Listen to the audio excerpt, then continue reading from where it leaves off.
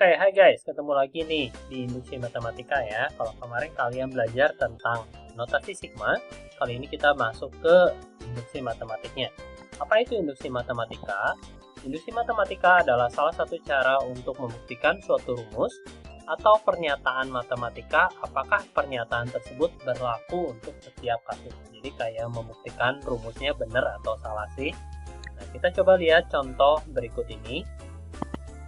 Contoh, suatu hari Jovita berkata kepada Benedict, "Ben, gue nemuin rumus untuk penjumlahan 1 tambah 2 tambah 3 tambah 4 tambah 5 tambah sampai N." Misalnya sampai 100 atau sampai 1000. Pakai rumus ini tuh pasti benar, kata Jovita ya. Jumlahnya itu pasti N, buka kurung N tambah 1 per 2. Karena Benedict tidak percaya, maka Benedict membuktikan rumus tersebut dengan cara seperti ini. Si Ben itu udah pulang ke rumah, Jovita mah suka salah katanya ya. Dia buktiinnya pakai cara seperti ini. Kita lihat di sini. Nah, Jovita bilang 1 tambah 2 tambah 3 tambah 4 tambah 5. 1 tambah 2 tambah 3 tambah 4 tambah 5 tambah titik-titik ditambah N. Itu kata Jovita tuh hasilnya pasti N, buka kurung N tambah 1 per 2. Gitu ya. Nah, karena nggak percaya, Benedict nyobainnya dengan cara seperti ini. Misalkan N-nya sama dengan 1. Ketika N-nya sama dengan 1, berarti barisannya itu jumlahnya baru yang ini aja. Berarti N-nya itu sama, berarti jumlahnya adalah,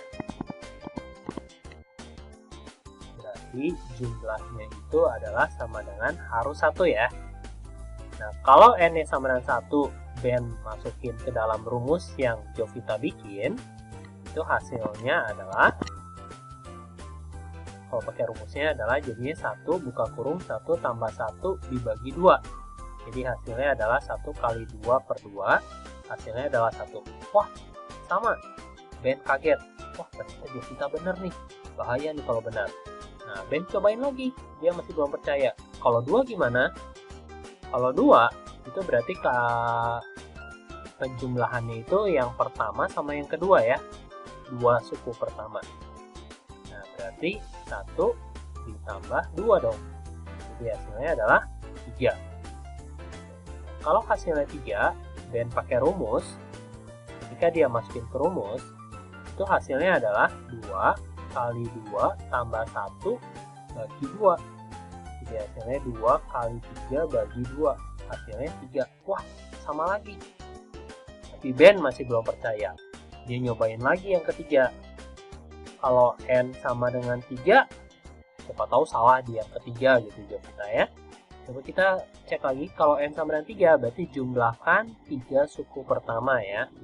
Itu artinya 1 tambah 2 tambah 3. Berapa hasilnya? 6. Kalau pakai rumus, 3 buka kurung 3 tambah 1 bagi 2. Hasilnya 3 kali 4 bagi 2. 12 bagi 2, 6. Wah, sama lagi.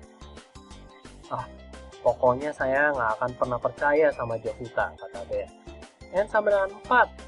Ketika dia cobain N sama dengan 4, berarti yang pertama tambah yang kedua, tambah yang ketiga, tambah yang keempat. Ya. Jadi hasilnya adalah 1 tambah 2 tambah 3 tambah 4, 7 tambah 3, 10. Itu berarti kalau kamu masukin ke rumus, 4 buka kurung 4 tambah 1 bagi 2. 10 lagi dong, sama dong. Mungkin benar. Nah, keesokan harinya Jovita ketemu sama Ben lagi. Ben bilang, "Saya kemarin udah nyobain loh sampai N sama dengan 4, rumus kamu masih benar. Tapi kan siapa tahu di N sama dengan 100 rumus kamu salah ya." Nah, Jovita bilang, enggak akan salah. Nih, kita buktiin pakai induksi matematik, katanya. Wah, ternyata Jovita udah belajar induksi matematik. Apakah menurut kalian cara Benedict membuktikan rumus Jovita adalah benar? Nah, kalian bisa pikirin ini. Menurut kalian benar atau enggak ya? Benar sih. Benar. Tapi cuman setengahnya. Karena dia cuman cobain sampai 4. Siapa tahu yang ke 100 salah ya. Tapi hanya sebagian. Yang benar yang gimana? Yang Jovita bilang, kamu harus pakai induksi matematika. Nah, ada beberapa langkah pembuktian rumus dengan induksi matematika. Yang pertama adalah buktikan bahwa rumus tersebut benar untuk n sama dengan 1. Yang kedua, asumsikan rumus tersebut benar untuk n sama dengan k. Yang ketiga, buktikan bahwa jika rumus tersebut benar untuk n sama dengan k, maka rumus tersebut juga benar untuk n sama dengan k plus 1. Aduh, kalau matematika pakai langkah-langkah gini, susah banget dimengertinya ya. Nah, nanti kalian bakal mengerti kalau udah masuk contoh soal. Langkah nomor 3 itu yang tadi buktikan bahwa rumus untuk n sama dengan k bla bla bla itu disebutnya efek domino. Karena jika kita berhasil membuktikan untuk n sama dengan k benar dan n sama dengan k plus 1 benar, maka n sama dengan k plus 2 otomatis akan bernilai benar dan seterusnya. Untuk lebih jelasnya kita perhatikan ilustrasi di berikut ini. Nah, kita lihat di sini ya, kita punya efek domino. Nah, efek domino ini cara kerjanya gimana? Yang pertama, jika kita sudah membuktikan bahwa n sama dengan 1 benar, maka dia akan menjatuhkan batu yang lain nih. Kita lihat ya, n2, n3, n4, sampai suatu saat dia akan mencapai n sama dengan k, kemudian n sama dengan k plus 1. nk plus 1, dia akan menjatuhkan nk plus 2 dan seterusnya. Ya, inilah yang disebut domino effect. Sehingga ketika kita sudah membuktikan bahwa n sama dengan k benar, dan n sama dengan k plus 1 benar, maka seterusnya juga akan menjadi benar. Ya. Nah, setelah mendengarkan penjelasan dari Jovita, ternyata Ben tertarik untuk mempelajari induksi matematik, ya. Nah, Jovita kasih soal Jovita bilang, nih, cara ngebuktiin rumus gua nih pakai induksi matematik ya. Gimana caranya? Nomor 1, kita ikutin langkah-langkahnya yang tadi. Langkah nomor 1. Langkah nomor 1 adalah buktikan bahwa rumus tersebut benar untuk n sama dengan 1. Nah, ini udah dibuktiin sama Benedict ya. Untuk n sama dengan 1, itu artinya kita tinggal menjumlahkan yang pertama saja. Jadi hasilnya itu harus 1. Dan ketika kita masukin ke rumus yang Jovita bikin, untuk n sama dengan 1, berarti 1 dimasukinnya kemana? Di sini ya. Kita masukinnya ke sini, oke. Masukin n-nya sama dengan 1, berarti 1 dikali 1 tambah 1 dibagi 2. Jadi hasilnya adalah 1. Nah, ini cocok. Kalau cocok, berarti langkah pertama sudah selesai dan sudah benar. Kita tulis benar karena cocok, ya. Nah, setelah langkah pertama kita masuk ke langkah kedua. Nah, untuk langkah nomor 2 itu katanya asumsikan bahwa rumus tersebut benar untuk n sama dengan k. Jadi ini cuma asumsi aja bahwa rumus itu benar ya. Jadi apa yang kita lakukan untuk langkah nomor 2, kita tulis ulang lagi. 1 tambah 2 tambah 3 tambah 4 tambah 5 tambah titik-titik ditambah n. Nah, harusnya kan kita tulis n nih. Tapi katanya untuk n sama dengan k. Jadi n-nya ini udah nggak ada. N-nya kita hapus, diganti dengan k. Kalau n-nya diganti dengan k, itu berarti sama dengan yang tadinya tulisannya n, buka kurung, n tambah 1/2 juga udah nggak ada ya. Jadi n yang ini sama n yang ini kita ganti sama k. Jadi kita ganti k, jadinya k plus 1. Gitu. Nah, langkah kedua, ini kita asumsikan benar. Asumsi itu kayak apa ya? Kayak dianggap benar gitu lah ya. Nah, baru kita masuk ke langkah nomor 3. Langkah nomor 3 yang paling penting nih. Kalau nomor 1 udah salah, ya stop. Itu pasti rumusnya salah ya. Kalau nomor 1 benar, baru lanjut ke langkah nomor 2 dan nomor 3. Langkah nomor 3, kita harus buktikan bahwa untuk n sama dengan k plus 1 juga benar ya. Jadi sekarang n-nya itu k plus 1. Sekarang n-nya itu sama dengan k plus 1. Nah, cara nulisnya gimana? Masih sama, kita tulis lagi 1 tambah 2 tambah 3 tambah 4 tambah 5 tambah titik ditambah, tadi udah ada k ya, udah ada k. Nah, kita tulis k Tapi karena kita perlu N sama dengan K plus 1, berarti kita tambahin lagi satu lagi. Ditambahinnya apa? Kita perhatiin ini nih. Si K yang ini kita ganti jadi K plus 1. Ya, seharusnya N yang diganti, tapi ini terlalu jauh ke atas saya tunjukinnya. Ya udah, kesini aja. Si K yang ini kita ganti jadi K plus 1. Bukan diganti, jadi ditambahin ya. Ditambahin K plus 1. Oke, terus sama dengan, nah sama dengannya juga sama. Untuk K yang ini kita ganti jadi K plus 1. K plus 1 buka kurung. Si K yang dalam juga, yang ini kita ganti juga sama K plus 1. Oke, terus plus 1 baru bawahnya per 2 gitu ya. Nah, setelah ini selesai, kita harus buktikan bahwa sebelah kiri sama sebelah kanan itu sama persis.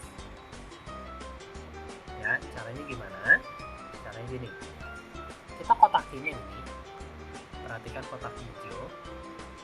Yang kotak hijau ini kan 1 tambah 2 tambah 3 tambah 4 tambah 5 tambah K ya. Di langkah nomor 2 kita udah tulis 1 tambah 2 tambah 3 tambah 4 tambah 5 tambah titik-titik tambah K. Itu sama dengan K buka kurung K plus 1 per 2. Artinya yang ini itu diganti jadi K buka kurung K plus 1 per 2 gitu. Gitu ya. Terus kita punya tambah lagi, jangan lupa kita masih punya tambah yang merah K plus 1. Jadi itu harus sama dengan K plus 1 buka kurung K plus 1 kemudian plus 1 per 2. Nah ini yang harus kita buktikan sama persis. Caranya gimana? Yang sebelah kiri kita samain penyebut, karena ini ada pecahan dan kita mau tambahin, kita harus samain penyebut dong. Nah yang sebelah kiri samain penyebutnya jadinya K buka kurung K plus 1 per 2 ditambah yang ini kita harus munculin per 2 kan ya, jadi atasnya 2 buka kurung K plus 1. Jadi hasilnya untuk yang sebelah sini K plus 1 buka kurung K plus 1 plus 1 jadinya K plus 2. Oke, jadi kayak gini per 2 gitu ya. Oke, ada kesalahan penulisan, harusnya pakai kurung. Jadi kalau mengganti sesuatu jangan lupa pakai kurung ya. Setelah ini kita sederhanakan lagi, yang sebelah kiri menjadi K kuadrat plus K plus 2K plus 2. Penyebutnya udah sama, jadi kita boleh gabungin semua. Sama dengan yang sebelah kanan kita bisa kaliin capit kepiting gitu. Jadinya K kuadrat ditambah 3K ditambah 2 ya, per 2. Yang sebelah kiri kita sederhanain lagi, K kuadrat tambah 3K tambah 2 per 2. Yang sebelah kanan K kuadrat tambah 3K tambah 2 per 2. Tuh, sama kan? Nah, kalau sama itu berarti terbukti benar. Terus benar. Ya, yaitu pembuktian menggunakan induksi matematika. Oke, kita ke nomor 2 ya, contoh soal nomor 2. Saya punya bilangan, barisan bilangannya itu barisan bilangan kuadrat ya. Buktikan bahwa barisan bilangan kuadrat ini kalau dijumlahkan hasilnya n plus 1, 2n plus 1 per 6. Oke, tadi langkah-langkahnya nomor 1 apa? Nomor 1 itu kita buktikan bahwa untuk n sama dengan 1, itu hasilnya benar ya. Nah, caranya kamu jumlahkan satu angka pertama saja, itu angka 1, dan kemudian masukin n sama dengan satunya ke sini ya, ke rumus jumlahnya. Jadi masukinnya adalah 1 kali 1 tambah 1 kali 2 kali 1 tambah 1. Jadi n-nya diganti 1 semua bagi 6, dan ternyata hasilnya 1 ya. Ini adalah benar. Kalau benar baru kita lanjut ke langkah 2. Kalau salah udah langsung salah rumusnya. Nomor 2, untuk n sama dengan k kita asumsikan benar. Jadi langkah 2 itu kamu tinggal copy paste soalnya. Tambah 16, tambah 25, tambah titik-titik, ditambah n kuadrat. N-nya harusnya kamu tulis N kuadrat kan, tapi diganti jadi K, karena katanya N sama dengan K. Jadi diganti K kuadrat, ininya juga diganti K. K plus 1, terus 2K plus 1 dibagi 6. Sampai sini kita masuk ke angka 3. Angka ketiga itu untuk N sama dengan K plus 1 ya. Warna lain, N sama dengan K plus 1. Jadi nanti semua N-nya diganti jadi K plus 1. Caranya gimana? Kamu tulis dulu angka nomor 2. Sama persis, copy paste lagi. Ini kan langkah 2 baru sampai K ya. Sekarang kita harus tambahin satu lagi untuk K plus 1. Nah, K plus 1-nya kamu kurungin. Ingat, kalau kamu mengganti sesuatu itu harus dikurungin. Kita lihat ada kuadrat di sini, ya ikutan aja di sini juga jadi ada kuadrat. Terus K yang ini juga diganti jadi K plus 1 pakai kurung, jangan lupa.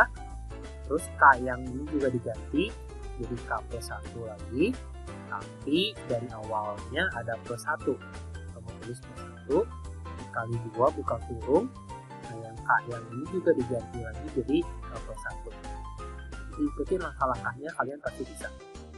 Nah, oke, langkah selanjutnya kita tinggal cocokin yang sebelah kiri sama sebelah kanan. Itu harus cocok, benar-benar cocok. Kita kotakin dulu sampai K kuadrat. Nah, yang kita kotakin ini tuh selalu sama yang langkah nomor 2 kan, karena kita copy paste tadi. Dan hasilnya itu yang sebelah kanan. Jadi yang kita kotakin ini boleh diganti sama K, buka kurung, K plus 1, buka kurung, 2K plus 1 dibagi 6. Terus jangan lupa di sini kita punya tambah, buka kurung, K plus 1 pangkat 2. Nah, itu harus sama dengan, ini kita sederhanain semua jadi K plus 1, K plus 1 plus 1 jadi plus 2. Yang ini kali ke dalam 2K tambah 2 tambah 1 ya. Jadi, lanjutin lagi, harus sama nih. Berarti yang sebelah kanannya kita harus samain penyebut. Yang sebelah kanan yang warna biru. Jadi kita harus munculin angka 6. Kayak gini. Atasnya tetap K plus 1 kuadrat. K plus 1 kuadratnya saya pisah biar nanti prosesnya lebih gampang. Kalau nggak mau dipisah juga nggak apa-apa. Ini jadi 2K plus 3 ya, dibagi 6. Oke, langkah selanjutnya adalah si ini kita gabungin semua jadi satu penyebutnya.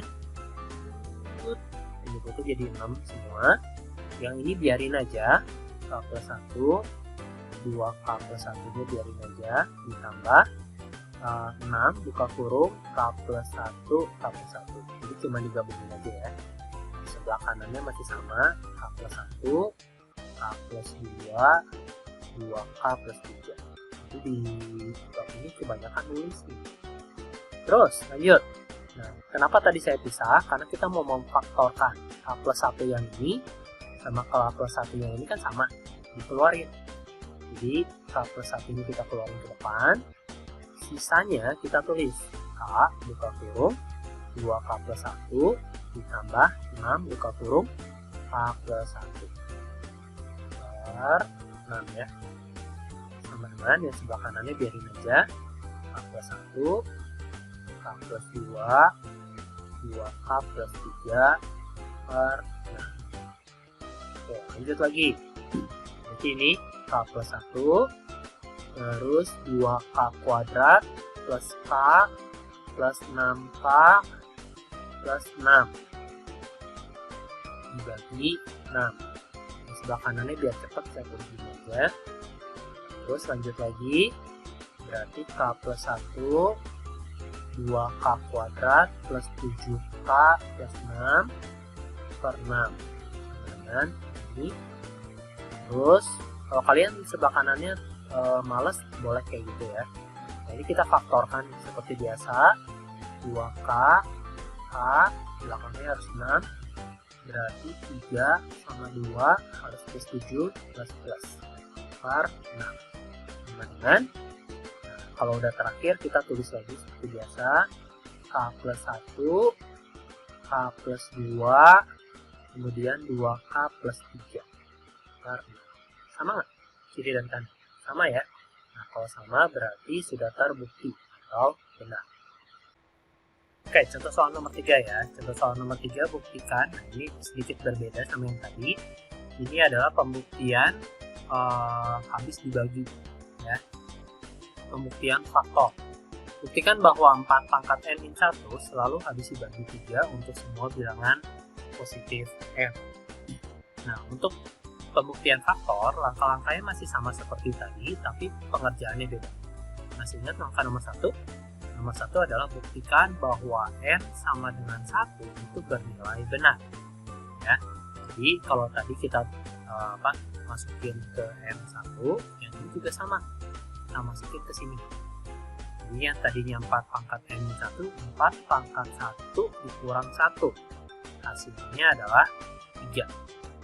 Nah, karena hasilnya 3, kita bisa bilang bahwa 3 habis dibagi oleh 3. Ini kebetulan angkanya sama ya, sama 3. Karena 3 habis dibagi oleh 3, berarti untuk n1 dia bernilai benar. Nomor 2 kita asumsikan untuk n sama dengan k, dia bernilai benar. Berarti kita ganti n-nya sama k. Kita ganti yang tadinya 4 pangkat n, jadinya 4 pangkat k min 1, itu kita tulis habis dibagi 3. Anggap benar dulu aja. Nah, dianggap benar.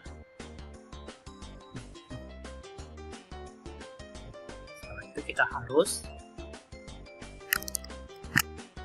dibuktiin di nomor 3. Nomor 3, cara pembuktiannya adalah pertama kali untuk n sama dengan k plus 1 ya.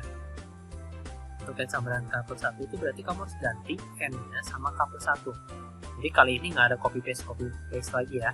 Jadi kamu tulis 4, tadinya kan pangkat k. Kamu tulis langsung 4 pangkat k-nya diganti jadi k plus 1. Ya. Terus dikurang 1, tulis lagi pernyataannya, habis dibagi 3. Nah, udah sampai sini kita bisa jabarin dulu 4 pangkat k plus 1 itu dijabarin jadinya 4 pangkat k dikali 4 pangkat 1 pelajaran eksponen ya. Dikurangi 1, kamu tulis lagi, habis dibagi 3. Cepat. Kemudian triknya adalah untuk membuktikan faktor, bentuk yang ini harus diubah menjadi bentuk seperti soal. Bentuk seperti soal itu yang mana? Bentuk seperti soal itu yang nomor 2. Nah, ini kan soal, cuma digantikan. Ya. Nah, jadi kita harus ubah bentuk ini menjadi bentuk 4 pangkat k min 1. Saya tulisin lagi. Yang ini 4 pangkat k dikali 4, kemudian dikurang 1. Kalau kita mau ubah menjadi 4 pangkat k kurang 1, ini udah nggak bisa diapa-apain. Otomatis kita harus tiba-tiba munculin 4 pangkat k min 1. Ditambah kan ya. Ditambah 4 k min 1. Sehingga yang bentuk itu udah sama kayak soal. Jadi pinter-pinternya kamu bikin jadi sama kayak soal ya. Tapi kamu nggak boleh seenaknya tiba-tiba nambahin 4 pangkat k. Kalau kamu nambahin 4 pangkat k biar nggak ngerubah sebaris ini, jadinya kita harus kurangin sama 4k.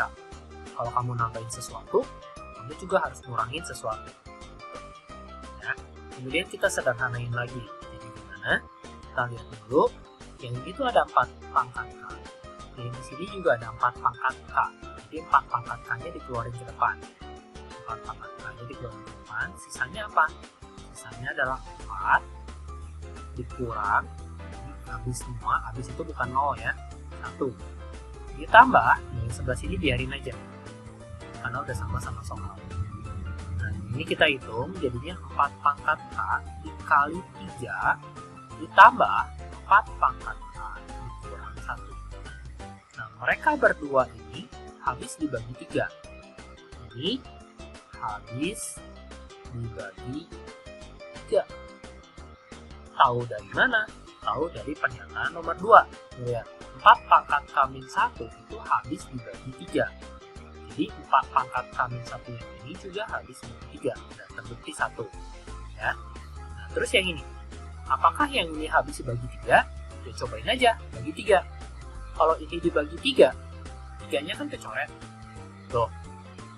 Berarti yang ini juga habis dibagi 3 dong. Jadi kita bisa tulis, yang ini juga habis dibagi 3.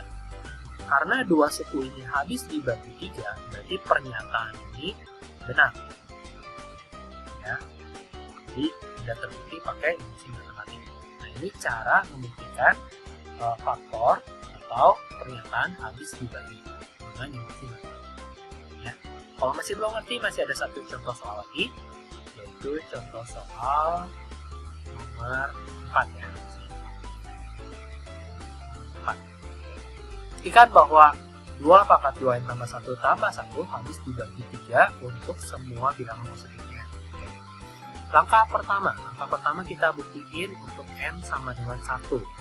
Caranya adalah masukin n sama dengan 1-nya ke soal. Jadi 2 pangkat 2 kali 1 tambah 1. Hasilnya adalah 2 pangkat 3 ya ini ya. Nah, plus 1-nya di bawah. Plus 1-nya di bawah. Oke, jadi hasilnya adalah 4 tambah 1 lagi ya. 8 tambah 1, 9. Nah, apakah 9 habis dibagi 3? Ya, tentu saja 9 habis dibagi 3. Jadi pernyataannya adalah benar. Nah, pernyataan 1 udah benar. Sekarang pernyataan nomor 2. Pernyataan nomor 2 kita punya n sama dengan k ya. Kita cuma diganti aja jadi k. Yang tadinya 2 pangkat 2n tambah 1 tambah 1 diganti jadi 2k tambah 1 tambah 1 ya. Terus tulis habis dibagi 3. Dan ini kita anggap benar. Terus langkah nomor 3. Langkah nomor 3 berarti untuk n sama dengan k plus 1, ini kita tinggal ubah menjadi 2. Yang tadinya 2k plus 1 plus 1. Si k-nya kita ganti. K-nya ganti jadi k plus 1. Ya. Nah, ini kita tulis lagi. Habis dibagi 2.